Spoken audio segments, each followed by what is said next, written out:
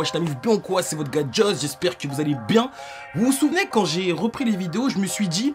En fait, c'est pas moi qui me suis dit, j'ai eu beaucoup de commentaires de personnes qui me disaient « Joss, t'as fait une petite pause et tout, si tu reviens, ce serait cool que tu reviennes avec des nouveaux formats. » Et c'est vrai que, vas-y, il faut innover un petit peu, tu vois. Faut rajouter un peu de nouveauté, ramener du renouveau, comme on dit, parce que sinon tu te lasses. Et du coup, aujourd'hui, j'ai envie de vous proposer un nouveau concept qui s'appellera le radar de Joss.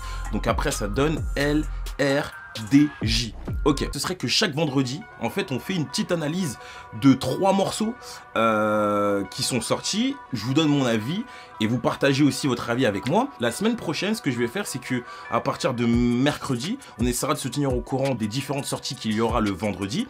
Et vous aurez juste à me dire, ouais, Joss, ce serait bien que tu parles de ça. Et c'est vous qui allez voter. Et moi, en fait, j'en ferai une vidéo. Premier épisode, j'avais envie de commencer avec Caris qui a sorti un tout nouveau single, ça s'appelle Illimité. Il y a eu aussi Kobalade qui a sorti un nouveau single, ça s'appelle Oh Lolo. Ouais, Oh Lolo. Du coup, on va en parler. Et on va aussi se concentrer sur le dernier Moi la Squale, ça s'appelle Benita. Moi la Squale, il est assez actif ces derniers temps. Du coup, générique. Sometimes we love and sometimes we cry, but I guess we know now, baby. J'ai pas de générique, s'il y en a un qui se sent chaud de m'en faire un graphiste qui traîne dans le coin. On va démarrer avec Moi la Squale. Tiens, Moi la Squale qui a sorti un tout nouveau single, ça s'appelle Benita. Et ce qui est cool avec ce concept, c'est que je vais vous dire la vérité. Je vais vous dire ce que je pense vraiment. Donc le morceau, il est cool. Il est plutôt intéressant, mais ce que j'ai trouvé, c'est que c'est du Moi la Squale classique, c'est-à-dire que j'ai pas senti de nouvelles vibes, de nouvelles énergies, C'est comme si, tu vois, genre tu joues à un jeu, t'as une liste de jeux, tu vois, comme ça. Et du coup, t'as un nouveau jeu qui sort et qui est pas plus excitant que les autres. Du coup, tu le ranges dans la liste. Et je trouve que le son de Moi la Squale, là, Benita, c'est à peu près ça. Le morceau est cool, le morceau est bien, le morceau est bon, c'est bien produit et tout. Mais je te cache pas que je l'ai poncé pour faire cette vidéo, mais je vais pas le poncer après. Et c'est un petit peu le problème des singles d'aujourd'hui, tu vois. Les morceaux, tu les écoutes quelques fois et après, tu passes à autre chose. Donc, est-ce que ça annonce un futur album, une mixtape, un EP ou autre? On ne sait pas parce qu'on n'a pas d'informations sur ça. Mais il est assez actif. Et donc, ça laisse peut-être prévoir un projet à la rentrée ou même fin d'année. En tout cas, moi, ce que j'attends de Moi la Squale, c'est qu'il essaie d'innover un petit peu dans son délire guitare et tout, un peu hispanique et tout. Enfin, c'est cool, tu vois, mais on le connaît sur cette vibes-là. J'aimerais bien qu'il aille dans autre chose et qu'il nous montre qu'il sait faire autre chose, tout simplement, parce que je sais qu'il sait le faire. Dites-moi ce que vous en avez pensé. Moi, personnellement, c'est pas un morceau que je streamerais énormément. On passe au deuxième morceau et cette fois-ci, on va parler du rappeur originaire du 91, bien entendu, je parle de Kobalade. Koba qui est un artiste que j'ai découvert à ses débuts, j'ai eu la chance de faire une interview avec lui. Son management est vraiment très très cool. C'est un artiste que j'aime bien, c'est un artiste justement, j'aime tellement que je suis honnête. Et je vous avais dit déjà que dans ses paroles, dans le champ lexical, dans ce qu'il aura raconté, pour moi, il pouvait se retrouver limité à un moment donné.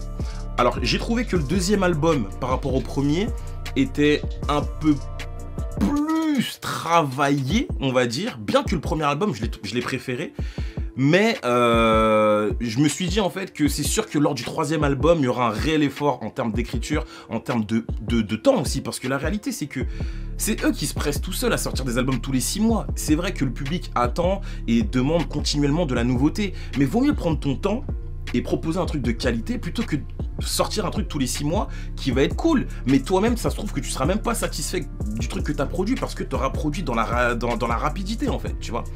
Du coup, là, je pense qu'il prend du temps pour faire son prochain album. Le morceau, là, oh là là, il a été produit par BBP. Le beatmaker est clairement rentré dans le délire de Koba. C'est clairement une prod taillée pour lui. Maintenant, là, moi, où j'ai un problème, c'est que je trouve que en fait, Koba, il raconte toujours la même chose. Et c'est ça mon gros souci. Le morceau, là, il est cool. Tu vois, j'avais vraiment kiffé et ça ira mieux demain. C'était des morceaux que je trouvais assez intéressants parce qu'il vivait une période compliquée et donc, il se livrait un peu plus. Il en donnait un peu plus de sa personne, de sa façon de voir les choses, ses erreurs, etc. J'avais trouvé ça bien. Là, le morceau Oh là là, c'est un bon morceau, c'est un banger en fait, tu vois. Mais finalement, c'est pareil. Tu vois, si tu prends une liste de morceaux de tout Koba, de tous ses bangers, si tu prends Oh là là, tu le ranges dedans en fait. Il fait pas la différence par rapport aux autres morceaux. Tu vois ce que je veux te dire? Quand tu écoutes les autres bangers qui t'a sorti, RR91, même tous ses solos en banger, oh là là, je trouve qu'il a pas d'originalité de ouf par rapport à ça. Mine de rien, ça reste quand même un bon morceau parce que moi je te dis la prod elle m'a fait wouh, tu vois.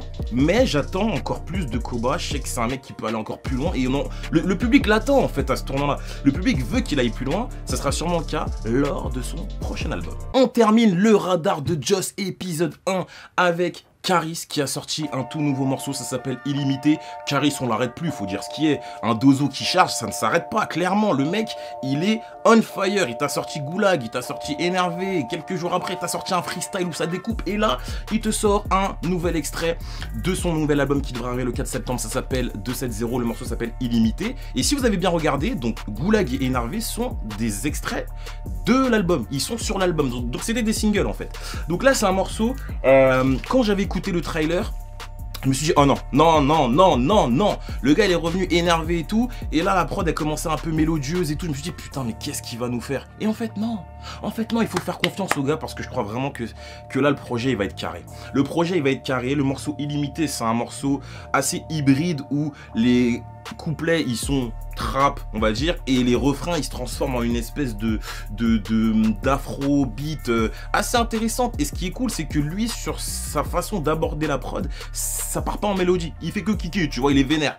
Et ça, je trouve ça bien. Et vraiment, pour l'instant, tous les singles qu'il a lancés sont excellents. Même le freestyle de 7-0, il est excellent. Tu regardes à la même époque, l'année dernière, où je crois, tu vois, quand il t'avait sorti Or Noir 3, même après, il t'avait sorti en vitesse Octogone, et il va sur Skyrock, il te fait Exoplanète, qui était incroyable. Tu sais, c'était mal géré, ça sortait de partout. Là, le gars est concentré, le gars est focus, son album arrive, la cover est lourde, la tracklist est lourde, Gims, Dadju, Bosch, Sid, McTayer et j'en passe. Les extraits sont très cool. Maintenant, on n'a plus qu'à attendre l'album, ça arrive le 4 septembre et vraiment, on sera au rendez-vous. Dites-moi ce que vous en avez pensé en tout cas de ce morceau-là. La MIF, je crois que c'est déjà la fin. Hein. Je crois qu'on va faire que 3 morceaux, comme ça la semaine prochaine vous allez me dire ouais Joss, parle un peu plus ou parle un peu moins, parce que ça je parle un peu trop, non je sais pas. Bref, c'est à vous de me dire. En tout cas, le radar de Joss épisode 1, j'espère que vous avez kiffé. Je sais pas si vous avez remarqué, mais j'ai coupé ma barbe. Ouais, ma daronne, elle a eu raison de moi. Ma daronne, à chaque fois que elle me voyait, elle était là, genre en mode, on aurait dit, je sais pas, la barbe, ça la dégoûtait, donc je me suis dit, vas-y, je suis solo, j'ai pas de meuf, ma mère, elle veut pas la barbe, je coupe. Donc voilà.